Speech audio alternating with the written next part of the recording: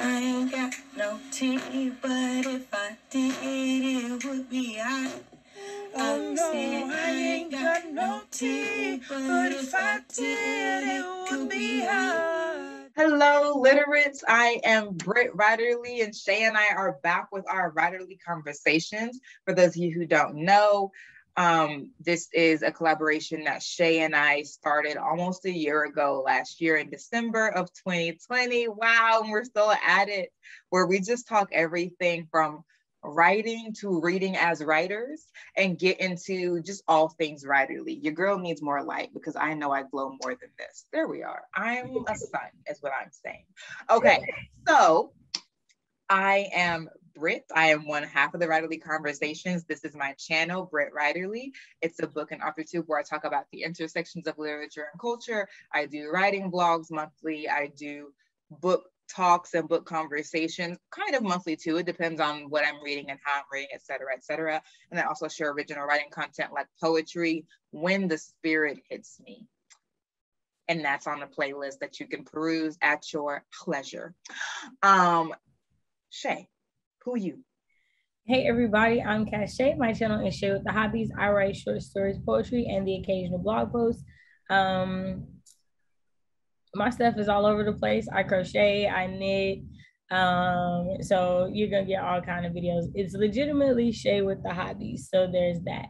Also, so this is our first video since we started doing When Black Women Speak. So that is also a collaboration series that we are a part of that has started recently. So definitely make sure to check that out as well if you want some more writerly and Blackish conversations and bookish. Writerly, Blackish, and bookish conversations. There we go. And that's a collab that we do with Bree over at the Locked Booktition. If you do not follow Bree, you need to be. If you want Black mystery thriller horror recs, that's where you need to be. And she also has a plant channel called the Locked Planttition. Bree's is amazing, and her TikToks are freaking hilarious. So if nothing else, if you're on TikTok, follow her on TikTok. If you're on Instagram, she posts her TikToks there too. Follow her on Instagram. It's the Locked Booktition on both of those platforms, I believe. But Bree's hilarious, and our conversations are really, really great. And they talk about writing and reading in a number of ways, whether we're talking about like Black professionalism or whether we're talking about ethics, like what is the ethic of this, that, or the third, right? And so it always comes back to books, but like we don't have to have a book that we've read to talk about it. We can talk about how it's represented in the world and maybe what the narrative that society weaves for us around that thing is, and we can interrogate that. So it's really broad spectrum conversations. People are really enjoying them. If you don't know about them, you need to get at it. The only way that you're going to catch them all, like Pokemon know, is if you subscribe and ring that bell. Ring that bell on my channel, Britt Riderly, on Shay's channel, Shay with the Hobbies, and on Bree's channel, the Lost Booktition, because we bounce around every month. We rotate. So the only way you're going to hit them all is if you are subs to them all and you ring the bell on all of them, because you don't want to miss it. We be having a good time. It's a hoot and a holler. That's what I'm saying. Okay.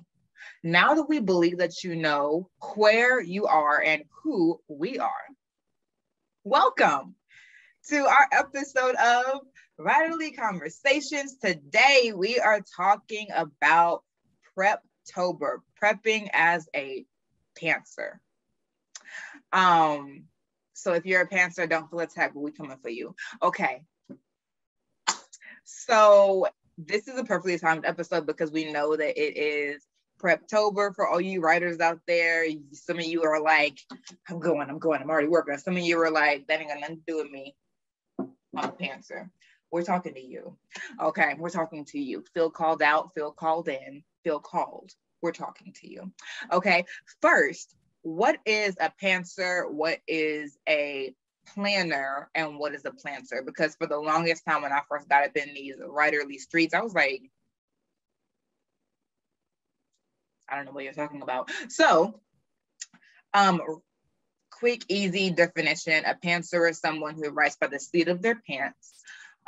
You don't have a bunch of notebooks and stuff around you necessarily. Like, you don't have a skeleton outline of your entire thing. Like, act 1 is this, act 1 scene 1 is this, act 1 scene 2. Like, you're like, I have a premise and I have a character and I have an idea of what they want, maybe, and, you know, sort of the world, and then you go. So it doesn't mean that you have nothing. It just means that with the things that you have in mind for the story, you don't have a point by point bulletin of the plan. You just have like the premise and the character, right? So that's a pantser.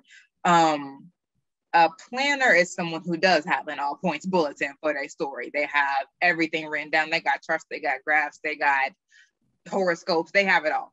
Everything that they think they're going to need to write, they have it. And a pantser is a mix of the two. You may have a bit of things written down about your character, and you may have an idea, and then you're like, and the rest, well, it depends on how the character responds, and I'm going to let the character lead me. And, you know, I'll just use this outline as sort of a bridge against those spots where I really just don't know. So you have a little bit of both. Full disclosure, I am a reformed plantser, as in I used to be a pantser who is now a plantser with aspirations to be a planner, and we go in that way. But there's another term for pantser, which is discovery writer, and I'm gonna let Shay talk to you about that. So when I came into the writing community, I thought that I was a plotter. So like when I came into it, it was like a plotter, planner were like interchangeable. And then that's where, and then pantser. And then I found someone who said discovery writer, and when they described it, I felt like that fit me more. So I thought that I was a plotter because in college, I wrote papers all the time, and I always had an outline, and I always knew what was going in, and I always knew, you know, before I started writing the paper, I knew what my thesis statement was, my thesis sentence was, I knew what my topic sentence was, I knew what my last sentence was. So like all I had to do was the sentences in between. Like I knew how to do that. And so I thought that was how I was going to approach fiction. That was not the case. When it comes to me as a writer, as a discovery writer, I have similarly what I consider a skeleton outline. And 9 times out of 10, it's not even an outline, it's my brain dump of what happens in the story. So usually before I start writing a story, my discovery process is I'm discovering what the basis of the idea is. So all I do is write. If there's like a line, I know that in my head, a character says that line goes in there. So like for a story that Britt knows that I'm working on, I had this line for like months before I even had the story. I knew like this line, and I knew this line tells you what the story is going to possibly be about already, but I didn't know how I wanted to use it. And so for me, the difference between a pantser and a discovery writer is I thought from the way that I interpreted the pantser is you're literally flying by the seat of your pants. You have an idea, you're like, hey, I'm going with it. I'm seeing where it takes me. And for me as a discovery writer, I feel like when you discover something, usually you go in with a plan to find something new when you're discovering something. And so for me, it's like, I know that this is the route I want to take. I just don't know how I'm going to get there. And that's a part of the journey. And so that's discovery writing for me. Yeah. And I think there's also for me a connotation under pantsers, because flying by the seat of your pants, like out here and outside the writerly world, is not a good thing. It's like it's a disorganized person who lacks vision, like all of that. And that wasn't true of me as a pantser. Like even if I was still a pantser to this day, it was never a lack of vision or I have no idea, I'm not taking it seriously. It would be like I would have a line and then I'd be like, okay, well, I want to construct a world around a line where a character says that, and then where do we go from there? And then I'm just going, like I'm just writing. And maybe it's because I have a background in theater. Maybe it's because I have a background in performance poetry. So I have a BA in theater, and I did performance poetry in college. And so both of those spaces call you to like improvisation and like quick dialogue. And so I like, for me to just like start writing and go is nothing. Like, my poems are long. Anyone who has heard my poems knows that they tend to be a little long. And so for me, writing a whole chapter by the seat of my pants, as in not having like an outline, is nothing. Like, that could be a poem. It's just not in verse, but like it could have been. So it was like, I was just very comfortable just going from a concept, going from an idea, going from a character who's been in my head rent free. And so now it's time for my testimonial, because and KaShay has been a witness to this. The reason that I am a reformed pantser, even though my background made me comfortable being a pantser, and I'm now a plantser who has plans to be a planner plotter, is because of #FirstFantasy. So if you spent a couple months on my channel, if you've been watching my honest tea writing vlogs, you know that I'm working on a young adult fantasy. Oh, First Fantasy, how I love thee, but how I feel attacked by thee sometimes. We're getting into a bit of an abusive relationship, where I feel like my characters feel like they're being attacked because I keep changing things about them, like, who is your sibling, what world are you in. I feel like they feel a little bit attacked, and so they're attacking me back by being difficult with their plot lines. Here's the thing. I wrote #FirstFantasy when I was 16. Then I rewrote it 2 years ago, and I have been doing partial to full revisions of it, as Shay pointed out, for the last year. Now, I don't think that I have rewritten it 5 times in this year, but that's what Shay said. So maybe it's true, maybe it's not. But the reality is, it's taking me she says it's true. The reality is, it's taking me longer than I would have liked to have a like solid, this is what the story is going to be. Revisions are not going to change the structure or the plot or the character. They're just going to refine. I would have been there faster. I would have even where I am now, and I could still end up doing a partial to a full revision. Now, do I want to? No. And do my critique partners want me to? Not necessarily, right? Because like, yeah, Shay's like, don't do it anymore. Oh, she coming off mute. Because y'all, of the 5 versions of the story, I've only read 1. So when she speaks to me about the other 4 versions, I'm like, where do I help you? I have no idea what story you're talking about. Wait, are these the same characters? Wait a minute, did you change the whole? It's a whole thing, y'all. It's a whole thing. And that's why my characters feel attacked, because they're like, I thought she was my best friend and now she's my sister. And I thought that he and I were not a thing, and now we're a thing, and now you're saying you're about to erase my entire character. Like, that's why my characters feel like throwing hands with me, because I keep playing with their emotions. So all of this to say is, these are structural issues that as a pantser, I'm just like, woohoo! And as a planner, I would have been like, hold on. What are the implications of that relationship for these characters and for the entirety of the story? Like, how is that going to age? I didn't conceptualize that as a plotter, as a pantser. As a plantser who is moving towards being a plotter, I do more think about those things, and I don't think it would have taken me the years that it has taken me to get this story where it is now had I known more. So some of this is just like discovering as a writer, like you just don't know some things, and then some of it is like this #FirstFantasy has 6 characters now.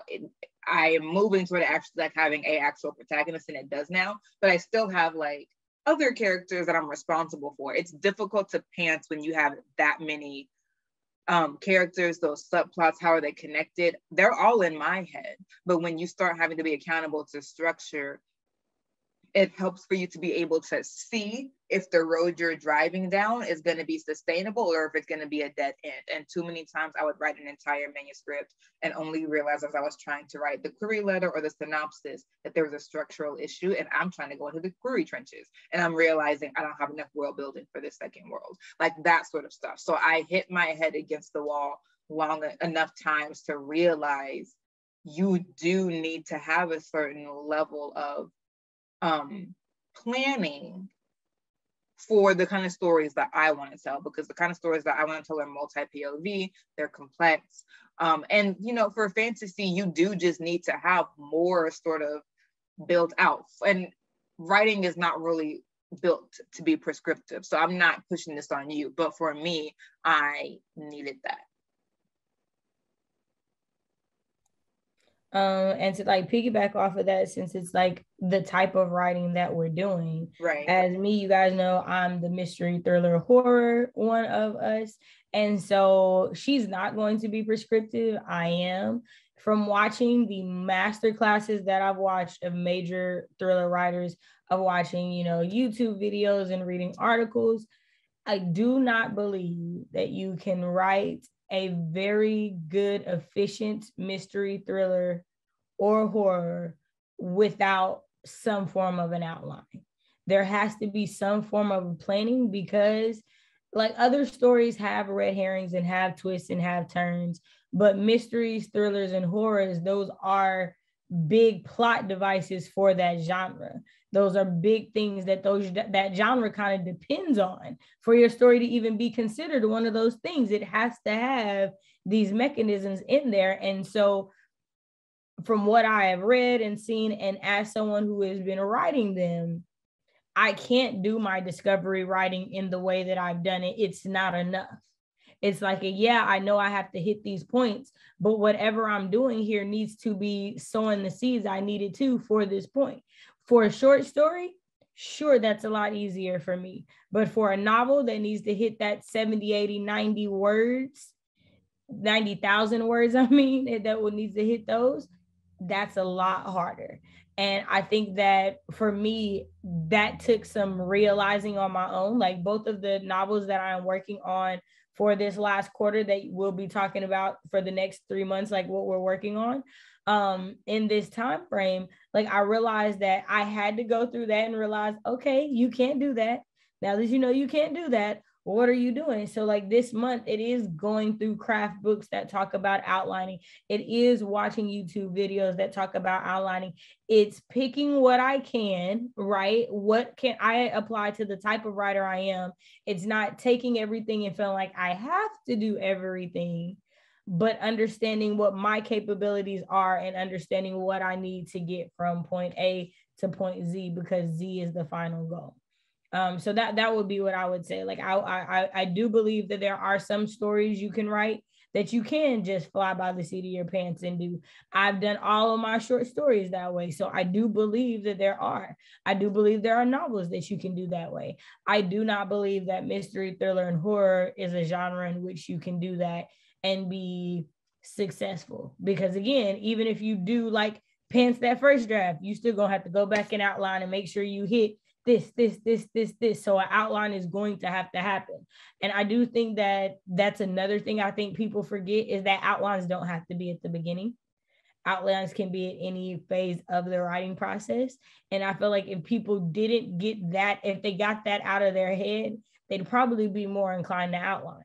If they got it out of their head, they had to do it before they draft and did it when it was actually applicable for their story, I think that more people would outline.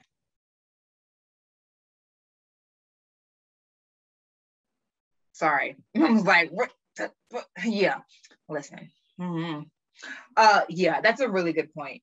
To know that you don't have to outline first. Now, knowing that you're gonna have to outline at some point, I don't know why you wouldn't do it first, but that's just me. Because sometimes, and it has happened to me that sometimes it's like outlining feels like it would just kill the creativity. Like I need to go I just need to go and discover the story at some point. And when I know where the gaps in the imagination are, when I know where the gaps in I just want it to be this way, then I can go back and say, all right, what is the structure that holds together the creative impulse, right? Because like sometimes you just need to let that creative impulse just take you there, because the story came from a feeling. So you should honor the feeling and let the feeling have its way. And then when you see where the gaps in that feeling are, that's where structure comes to hold the story up. So I take it back. I won't say if you know that you're going to, I don't know why when you do it first. I will say that you might want to use Preptober then to get your handy dandy handheld computer and talk through the story. Like let the feeling have its way in Preptober by like talking through what you see for the story, and then listening back to it and being like, okay, yeah. So here's what I need to know in order to do that in November. Because if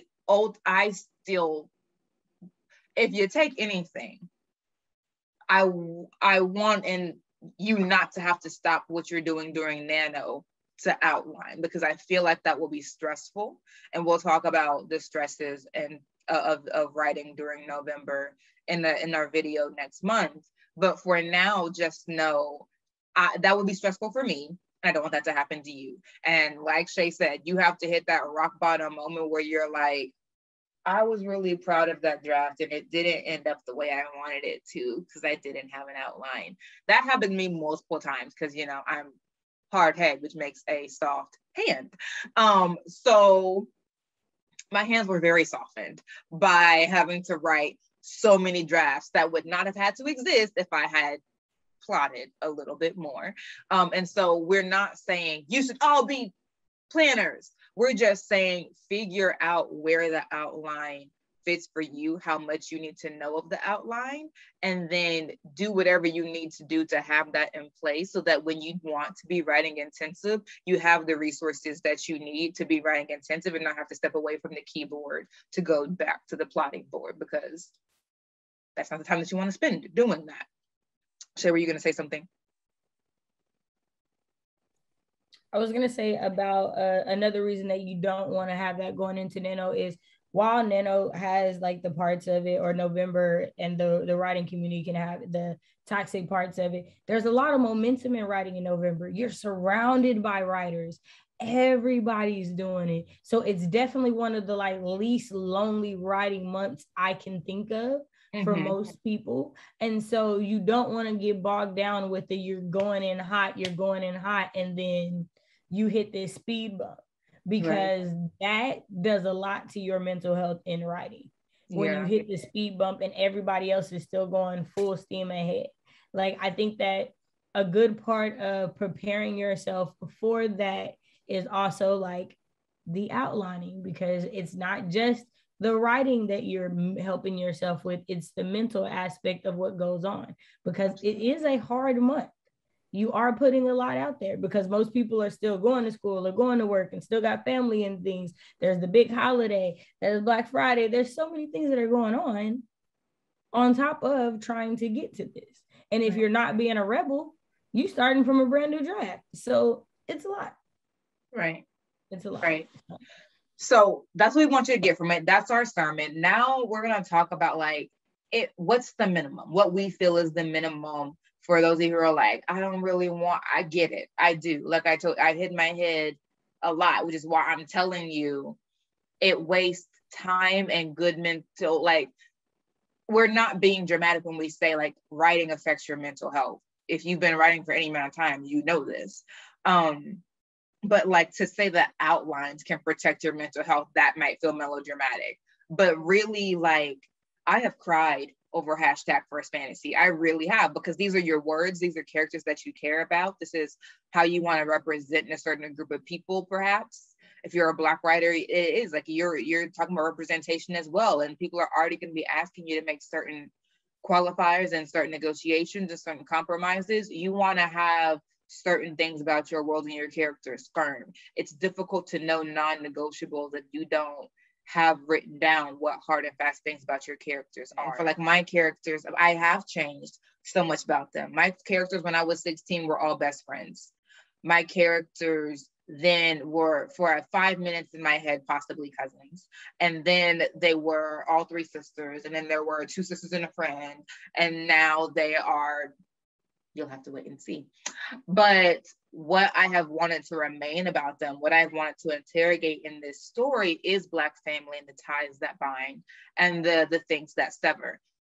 I needed to know that about my story so that whatever I Rubik's Cube, that thing remains at the center. If I have not thought deeply about it, if I had not spent some writing time just interrogating the structure of the story, I wouldn't know how to protect the story when I start making those structural changes so that the story can be told in the best way possible for the reader. Because structure gets into craft and so do characters, but you as an artist still have some things that you want to honor. You need to have those things written down because it's very easy to forget them when you start changing this and changing that. And what about, it's just easy to forget and you want to have that written down. So we have with us craft books and we have almost the same one. So we have Save the Cat by Jessica Brody. People swear by this book, y'all know it well. We have On Writing and World Building by Timothy Hickson. This is volume 1. If you watch Lizzo's video on it, you know a little bit about it. And then I have The Anatomy of Story by John Truby, and Shay has a cozy writing the cozy mystery. No, you had it right the first time. Okay, I couldn't tell for what it was. Yeah, Writing the Cozy Mystery by Nancy J. Cohen, and I want to say this is the expanded 2nd edition. So. Right. So now we're just gonna talk briefly about because we're talking to pantsers right now. Because the planners, y'all already have a process for how y'all do. You don't need our help. But for people who are like, I really don't want to do too much. This is a PSA.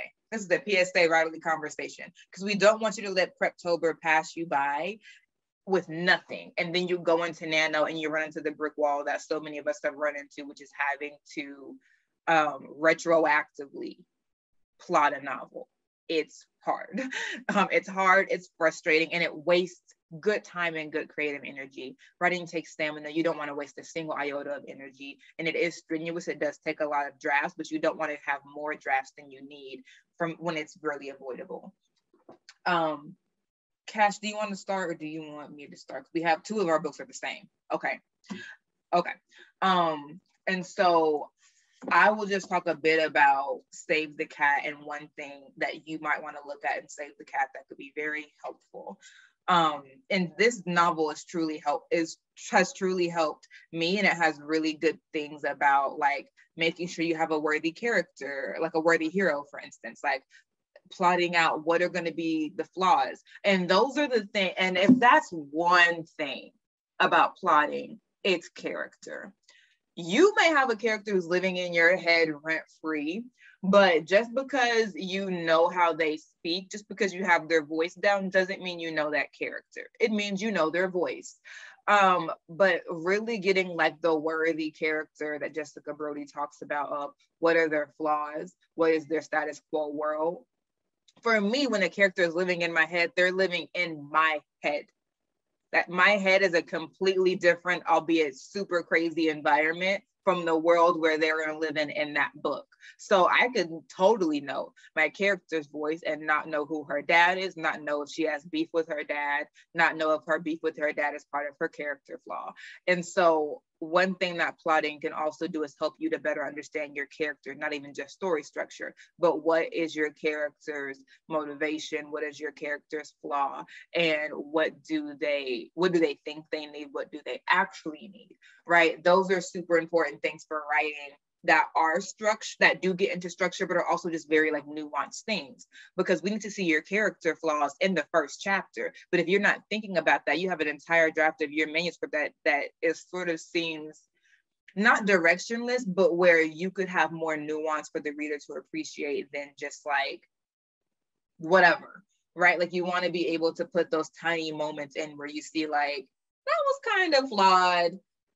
Do you have an anger issue, ma'am? Or do you have a problem like with holding grudges? Or do you have a problem expressing emotion positively? Like those sorts of things where it's hard to get nuanced about it if you haven't already set up that that's a character flaw. And so Save the Cat can really help you answer really just a few questions about your character on, is this the character that you want to enter nano with? And so if you don't want to get into a bunch of like plotting, read the first chapter of Save the Cat about the worthy hero is like number one. So I'll say, so read the first chapter for writing a worthy hero. And I would say read the second chapter as well, because that is where you'll get the beat sheets. So the first chapter is Why Do We Care? Creating the story worthy hero. That is super important. I implore you not to go into nano without knowing that your hero is story worthy, because ain't nothing more annoying than realizing that you have written an entire story from the wrong POV. That's annoying. And that will require like line by line revision, because everything will have to be from a different POV. I can attest, it's really aggravating. It's really aggravating. I'm still finding things in different POVs now. It's aggravating. So you definitely want to just read the chapter, Pantsers. Just read the chapter. And if you can answer all the questions, you good. And if you can't, just jot the answer down, keep pushing. And the second chapter you should really, really read is the Save the Cat beat sheet, AKA the end of all your plotting problems. And so that's sort of like, that's the chapter that really gets you about pacing. Right? Like, is your story moving at a pace that isn't too fast, isn't too slow? Are you getting these sort of movements of your character arc? And what I really love about the Save the Cat beat sheet is it does account for interior beats. So like, how is the A plot, or the plot that's more external? How is that going? Is the character getting to what they want? But also internally, are they working out that fatal flaw that you chose from chapter 1? And so I think if you do nothing else in Preptober, read chapters 1 and 2 of Save the Cat, and just see if you have in your head all those different beats and an idea of how you want them to turn out. That's all I'll say about Save the Cat. So that's Save the Cat. For On Writing and World Building by Timothy Hickson. This is really, really helpful for fantasy people, but I feel like it's helpful even if you're not writing a fantasy. But I read this as a fantasy writer. Now, full disclosure, I have not finished reading it, but I've popped around to all of these books. So what I would give to you out of this book is the importance of building your world. I know, Panthers, you're like, this is getting very plotty. But listen, all we've done so far is read 2 chapters of Save the Cat and think through a story-worthy hero, which could have all been in your head, or maybe you jotted it down, and then the beat sheets. I feel like we're still okay. We're still okay. You have a whole month to do this. We're fine. So you have that from Save the Cat, 2 chapters, whatever. And then we have this where it's really helping you think about your world, right? And so to my fantasy people out there, if you don't know anything else about your fantasy, you need to know Sanderson's second law. Now, the reality is you should probably know all of Sanderson's laws for your magic system, if it's a hard magic system. If not, whatever. But Sanderson's second law, I feel like, is really important, because that's going to be a source of like conflict and plot twist in your story. And I think knowing those 2 things, much like when you're writing a mystery thriller horror, those are super important to fantasy as well. It's like, how's the magic system interacting with the plot? And so Sanderson's second law is the guiding principle in designing a hard magic system is best encompassed in Sanderson's second law, which is limitations are more important than powers. So hard magic systems, and this is Timothy Hickson talking, hard magic systems can often be boiled down to 3 things: their limitations, weaknesses, and costs. If you're pantsing a fantasy, first of all, I really would not suggest that you do that. And this is from the bruises on my head and hands directly to your home. I would not pants a fantasy. I'm saying I would not, because I already have, and it cost me a lot of time and sleep and tears. You just don't need to do it, even if it's a soft fantasy. You don't need to do it. But if you are planting, you're doing what you read Save the Cat, you've read a couple chapters of that, now you're over here and on writing and world building, do jot down what are the limitations, the weaknesses, and the cost of your magic system. You should know that, even if it's a soft magic system. What are the limitations of it? Because if you don't do that, then when it works in crucial moments of the plot and the magic system comes out of nowhere to save the day, it'll seem to your reader like you're cheating. Now, we know that Nano is to get out draft one, so you don't necessarily have to think about all these things now, like these different plot twists, they'll be refined. But certainly while you're writing, it will help you to know what are the limitations, the weaknesses, and the cost of your magic system, because that has everything to do with how your character will be interacting with the magic system. And you've already done so much work to make a story-worthy character, you definitely want to know how they're going to be interacting with your magic system. So that's that on writing and world building. See, that's 3 questions. What? That's 3 questions. What is your magic system? Weaknesses, limitations, cost. Come on. Come on, that's easy. That's so easy. And then finally, John Truby presents the anatomy of story. I mentioned this in my June Honest Tea writing vlog.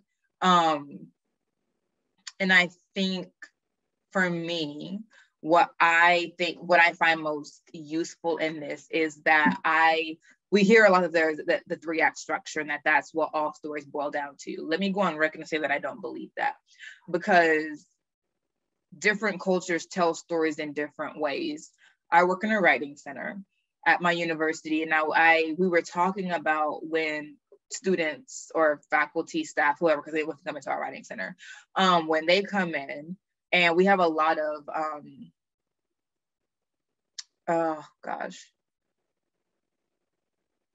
I can't remember what they're called. We have a lot of students from China at our school. And we were in a professional development, and they were saying essentially like the way that stories are told in that culture is different. It's not linear where it's act 1, act 2, act 3. It's a bit more cyclical. Like you may hear it like at the beginning of story, maybe some sort of like parable, and then it goes out and around and out and around and out and around, and it sort of spirals outward, where it's not necessarily act 1, act 2, act 3. There's more this lesson that gets woven through multiple scenarios to become a tapestry, and the story is that tapestry. That's not really 3 acts, and the story as it wants to be told won't really survive a 3-act structure. We don't want to mutilate stories because someone else told us how stories have to be told. And so if you take anything from John Truby, and what you might get from it by using this in Preptober is the 7 things a story needs to have. It doesn't talk about acts, it talks about 7 elements of a story. And in Preptober, my pantsers, what you might do is say, does my story have these 7 things? And so these are the 7 things minimum that John Truby says a story needs to have. We are in class on this writerly conversation. Don't say we never did anything for you, because y'all have not purchased these books and we just reading to you from them, but we don't care because we care about you, okay? I'm just saying. So the 7 key steps of story structure are thus. Number 1, weakness and needs. So my pantsers with the pen in their hand, because we're doing Preptober together right here, right now. It's us. I see you. Your story needs to have number 1, a weakness and desire. Weakness and need. Number 1, weakness and need. Does your story have it? Number 2, desire. Number 3, an opponent. Number 4, a plan. Number 5, a battle. Number 6, self-revelation. And then finally, a new equilibrium. We're not telling you that it has to be in a 3-act structure. We're not telling you it needs to be in 4 parts. We're not telling you that it needs to be anything else. And this is also a really good story to talk about the different movements of a story, which is sort of a different way of saying like that, the structure. Is it linear? Is it explosive? Is it a branch? That's in here. I would really suggest, if you don't want to do the 3-act structure, getting from your library or buying John Truby's The Anatomy of Story. because he really helps you break out of that. It has to be this structure to, it needs to have these elements. And you can order these elements in different ways. If you were doing Preptober as a pantser and you're like, I don't want to lose my creative juju, these are questions that you can be answering. What is your character's weakness and need? What is their desire? Who is their opponent? What is their plan to get what they want? What battle are they going to have to face to get it? What is the self-revelation that that's going to be revealed to them through the battle, through their mentor or friends, through the villain? What's the self-revelation, and what is the new equilibrium that they'll be left with after all the battles have been fought, won, or lost, right? That's it. Answering those 7 questions is not an outline, but it will give you a sense of the arc of your story, and that can be a bridge over troubled waters when you're like, I don't know what next. Okay, well, what of these 7 things have they done? What have they yet to do? We need to be moving there next, and that can be really helpful. And now I pass it on to Shay and her library. Okay, so mine is a little bit different. So out of the 3 that I have, I've only went through this one, and this is Writing the Cozy Mystery. I've went through this one for Blankets and Burglary, but my collection is more so of, hey, this is a discovery writer who knows that they need to outline. These are the tools I'm going into Preptober with. And what I plan to do, as far as that. I think that for the most part, I've heard a lot about Save the Cat, like Britt said, it's a fan favorite in the community, blog posts, YouTube videos, everything about it. But I have been told from multiple CPs that as far as getting the beats down for the things that need to happen in a story, this book is good. And I also have gotten a couple of links that I will get to Britt so that she can put in the description box that are like simplified versions. So in case you don't have the money to get the book or you can't check it out, you can still check out these free links that give you kind of like a synopsis of the Save the Cat beat sheets, as well as like printables or downloadables that you can use. Now, the reason that I am interested in this is because another one of my CPs, the lovely Becca C. Smith, she was a screenwriter first. And she always talks about how she believes that writing a screenplay before you write the novel as a form of an outline or a 0 draft is a very great way to get your story out there. And I thought that was interesting when you come to think about that Save the Cat Writes a Novel is based on Save the Cat, which was a screenwriting book. So I just thought that was an interesting play on that, especially as we know that there are so many screenwriters now getting into writing fiction books. And they're taking that knowledge from screenwriting into fiction.